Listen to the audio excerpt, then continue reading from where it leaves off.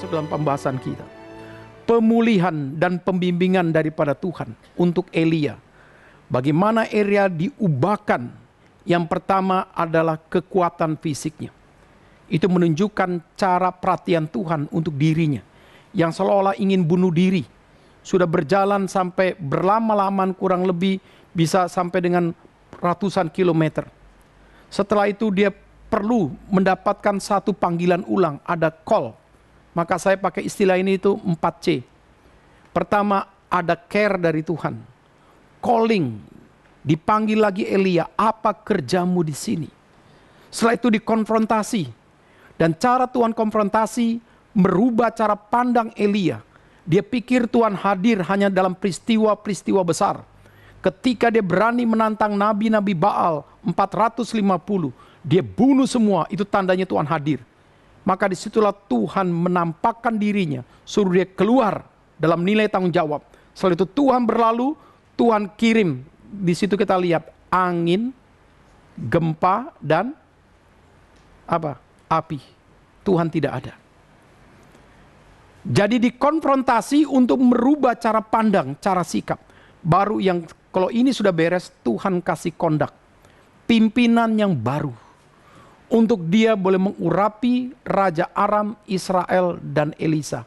Nanti kita akan mendalami 3 bagian ini. Kenapa butuh Elisa yang mengurapi? Nah, di dalam bagian ini saudara, kita belajar. Bagian yang pertama, lihatlah cara care-nya Tuhan. Memberi istirahat kepada Elia. Untuk apa? Untuk memulihkan kekuatan Elia. Kenapa perlu dikasih makan, dikasih minum? Karena ingin dilanjutkan satu tugas. Dan tugas ini adalah retreat. 40 hari berjalan menuju Horeb. Bisa dihitung secara nilai peta Alkitab 150 km. Secara satelit.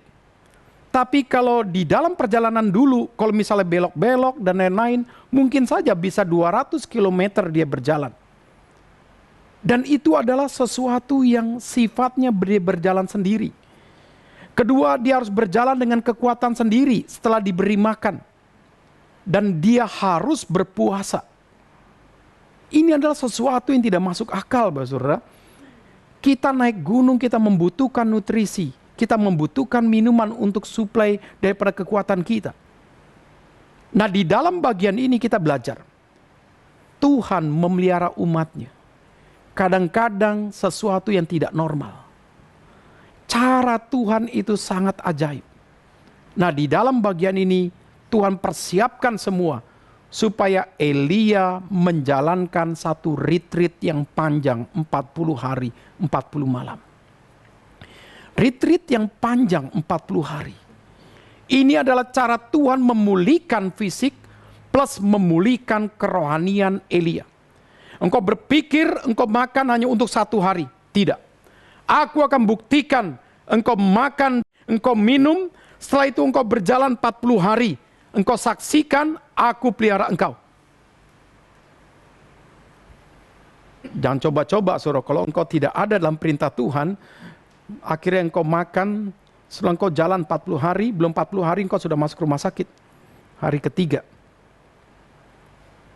Nah, di dalam konteks ini saudara, sangat luar biasa cara Tuhan memulihkan hambanya daripada Elia untuk melihat Tuhan yang menopang hidup dia. Jadi kadang-kadang saudara, dalam hidup kita, kita bisa juga dibikin susah sama Tuhan berhari-hari. Tetapi kalau kita melihatnya dalam retreat, kita melihatnya dalam refleksi diri, dan Tuhan terus izinkan itu, dan sampai kita menemukan titik penemuan pandangan kita tentang Tuhan yang baru. Dan pada saat itulah ada satu nilai penyertaan dan ada satu berkat Tuhan yang baru. Itulah cara Tuhan mendidik kita. Jadi jangan tolak satu kesulitan. Jangan tolak satu kerugian. Jangan tolak satu penderitaan. Jangan tolak sesuatu hal-hal yang menyulitkan kita. Kalau itu atas izin Tuhan, kita menyikapinya dengan refleksi dengan benar. Setelah itu engkau akan mendapatkan berkat yang baru daripada Tuhan.